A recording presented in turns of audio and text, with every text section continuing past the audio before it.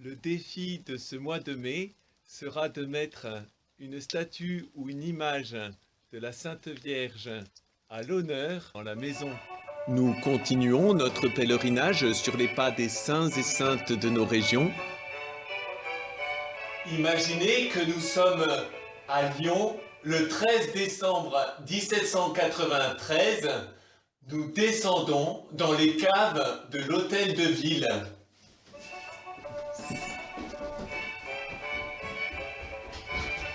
L'abbé Thomas Merlin de Castillon attend sa sentence de mort. Il écrit sa dernière lettre à l'abbé Linsolas, l'un de ses collaborateurs. Je suis très content et très tranquille, mon cher collègue. Je m'attends à la mort. Je crois même que j'y suis destiné. Priez le Seigneur et faites-le prier par les catholiques pour qu'il me donne la force de confesser ma foi. Dieu répand les bénédictions les plus abondantes sur mon ministère. Je travaille beaucoup, vous savez ce que je veux dire. Je vous laisse le gouvernement du diocèse et j'ai la ferme confiance que vous l'administrerez pour la plus grande gloire de Dieu, que vous y fortifierez la foi et que vous aurez la consolation de voir revenir dans le sein de l'Église beaucoup de prêtres et de fidèles plongés dans le schisme. Ma fin approche. Adieu. Recommandez-moi aux prières des prêtres et des fidèles attachés à la communion de Monseigneur de Marbeuf. Je vous prie de l'instruire de ma mort et l'assurer que je meure dans sa communion.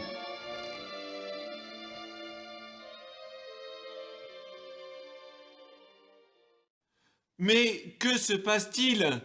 Pourquoi est-il condamné à mort?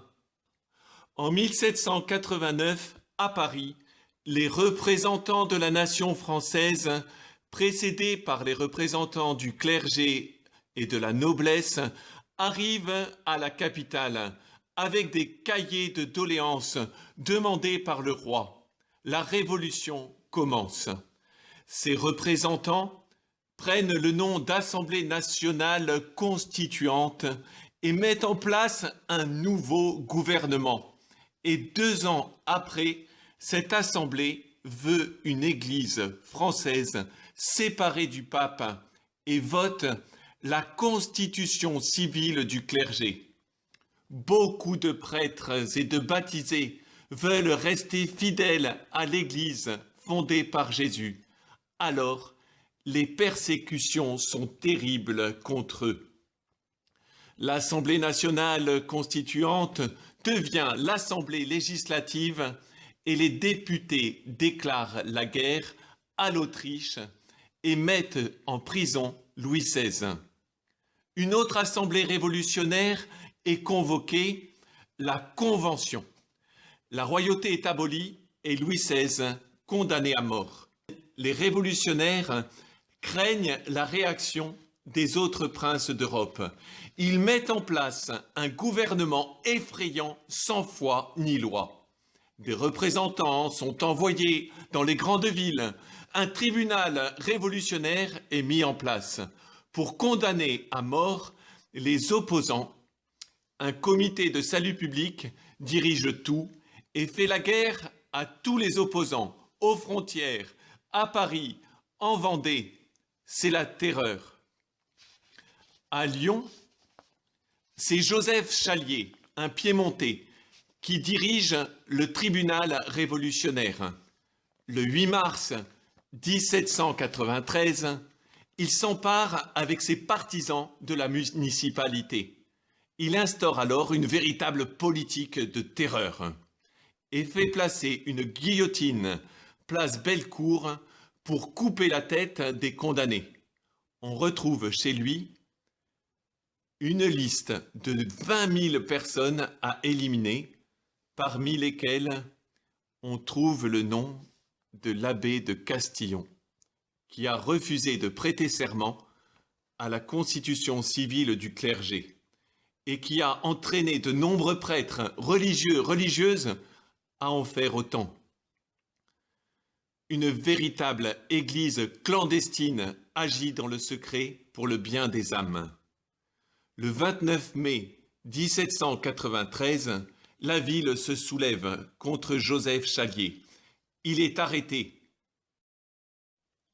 Cela, l'abbé Thomas Merle de Castillon le sait.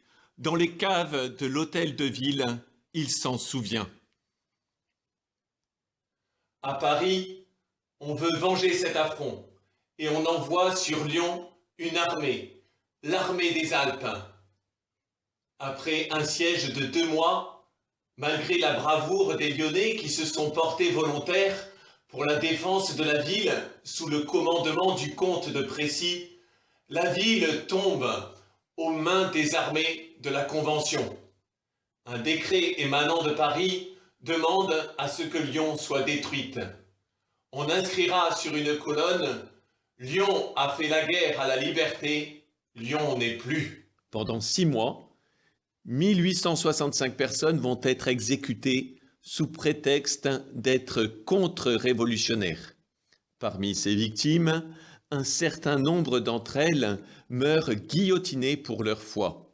C'est le cas de l'abbé Thomas Merle de Castillon qui est guillotiné sur la place des Terreaux le 15 décembre 1793. Dans le motif de sa condamnation, il est indiqué qu'en tant que vicaire général, il a voulu fanatiser le diocèse. Comme beaucoup de prêtres, il est condamné pour avoir refusé de prêter serment. Bien d'autres prêtres, mais aussi religieux, religieuses et fidèles laïcs, suivent son exemple de fermeté. C'est le cas de Françoise Michalet, une pieuse femme, qui a fait un vœu privé de virginité. Elle est arrêtée une première fois en 1791 pour avoir diffusé un ouvrage interdit. Instruction aux catholiques de France. Mais ce n'est pas encore son heure et elle est libérée de prison. Son âme est ornée par toutes sortes de vertus. Pleine de charité, elle est prête pour le don suprême de sa vie pour le Christ. En novembre 1793, elle est de nouveau arrêtée. Elle a accueilli des prêtres qui n'ont pas prêté serment chez elle et a rendu de nombreux services aux catholiques pour qu'ils aient accès au sacrement. Elle n'a qu'un désir, celui du martyre. Après son premier interrogatoire, elle comprend qu'il lui faut encore patienter. Elle est transférée dans la prison de Roanne. Saint Augustin disait « Le monde opprime, mais ne supprime pas. Il peut combattre, mais non pas abattre. Il flatte pour tromper, il terrorise pour briser. Que la cruauté ne nous effraie pas. Le monde est vaincu. » Elle se prépare au martyre par de longues oraisons et par la pénitence. Elle est finalement interrogée par le tribunal révolutionnaire.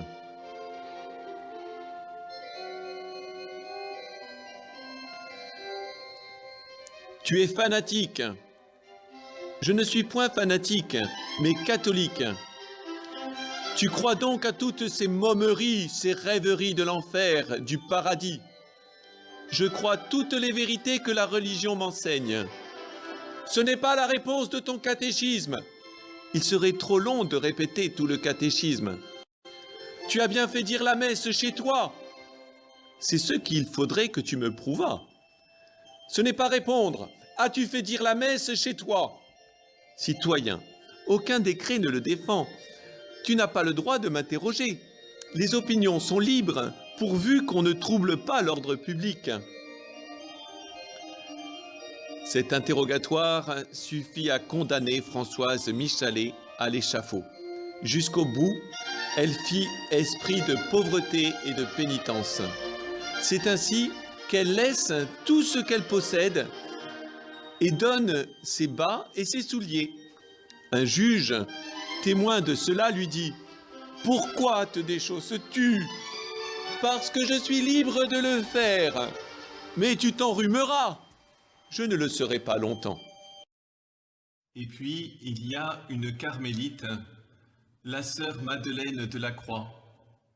Elle s'est regroupée avec des clarisses pour continuer à vivre une vie cloîtrée, dans une maison à l'abri des regards. Elle est malheureusement découverte et arrêtée. Les greffiers nous ont laissé intact le compte-rendu de l'interrogatoire de sœur Madeleine de la Croix, appelée Anne Vial dans le civil.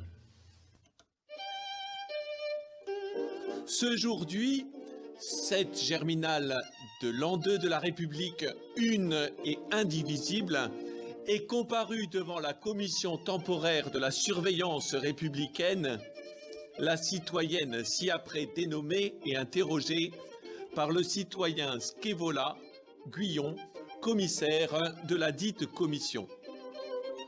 Nom, prénom, qualité et âge, demeure. Anne Vial, carmélite, 62 ans. Je suis née à Lyon. Pourquoi, citoyenne, n'avez-vous pas quitté la qualité de carmélite? Parce que j'en ai fait le vœu devant Dieu et que je le conserverai toujours. Avez-vous prêté serment conformément à la loi? Bien sûr que non. Et même si on voulait me le faire prêter, je ne le prêterai pas. Aimez-vous le nouveau régime? Je suis obéissante aux lois purement civiles. Êtes-vous fâché de la mort du roi? J'en suis fâché comme de la mort de tous les malheureux. Est-ce que vous aimez le roi? Je l'aime comme un sujet doit aimer un prince. Avez-vous prié Dieu pour lui? Bien sûr que oui. Avez-vous pensé que le roi était l'oppresseur de son peuple? Bien sûr que non. Pourquoi n'avez-vous pas obéi à la loi qui défend de rester en communauté? Parce que l'on nous a permis de rester en communauté. Qui vous a permis de rester en communauté? Je ne le sais pas. L'interrogatoire se poursuit pour sœur Madeleine de la Croix. C'est un vrai chemin de croix. L'agitation du monde, avec sa musique endiablée, ne blesse pas son âme. Elle reste calme et sereine, comme un cierge qui se consume paisiblement, éclatant de lumière. Pourquoi étiez-vous réunis 5 ensemble? Par économie. Connaissez-vous Barbe Gillier, Marie-Anne Moline, Marie Deville, Suzanne Clément? Bien sûr que oui, nous vivions ensemble. Qu'avez-vous fait quand la ville de Lyon était assiégée? Eh bien, j'ai fait ma soupe. Avez-vous prié pour que les troupes de la République soient battues par les Lyonnais? J'ai prié Dieu pour la paix et pour que sa volonté s'accomplisse. Êtes-vous allé à la messe pendant que la ville était assiégée? Bien sûr que non. Depuis combien de temps n'êtes-vous pas allé à la messe? Je ne me souviens pas. Au moment de la fouille, on trouve sur elle 3 petits livres contenant plusieurs images pieuses, des instruments pour faire pénitence, une ceinture de fer, une pièce de monnaie et à son cou 2 petites médailles et une croix. Sœur Madeleine de la Croix est condamnée à mort pour son fanatisme, pour son attachement à l'Église, comme de nombreux autres fidèles catholiques lyonnais. Elle est unie à la passion de Jésus pour entrer dans sa gloire. Il y aurait beaucoup d'événements à raconter sur ces martyrs de la foi à Lyon, mais un seul livre ne pourrait les contenir. Nous vous invitons à prier avec nous par l'intercession de ces chrétiens morts pour leur foi, afin qu'ils puissent être bientôt béatifiés. Voici la prière officielle que vous pouvez dire en leur demandant leur courage pour tenir bon dans la foi. Seigneur Jésus, Prince des martyrs, force des confesseurs de la foi, tu as donné à l'abbé Thomas Merle de Castillon, vicaire général du diocèse de Lyon, et à de nombreux prêtres, religieux et fidèles catholiques de Lyon, de te rendre témoignage en versant leur sang par amour pour toi et pour demeurer fidèles à l'Église au milieu de la terreur révolutionnaire. Accorde-nous à leurs prières et par les mérites de leur souffrance unis à celle de ta passion rédemptrice, la grâce du courage pour rester ferme dans la foi jusqu'à notre mort. Que tout au long de notre vie, nous restions fidèles à aimer et à servir l'Église. Nous t'en prions, que l'Église puisse bientôt honorer ces glorieux témoins pour que leur exemple et leur aide nous affermissent dans la foi et la fidélité à l'Évangile au milieu des épreuves de notre temps. Amen.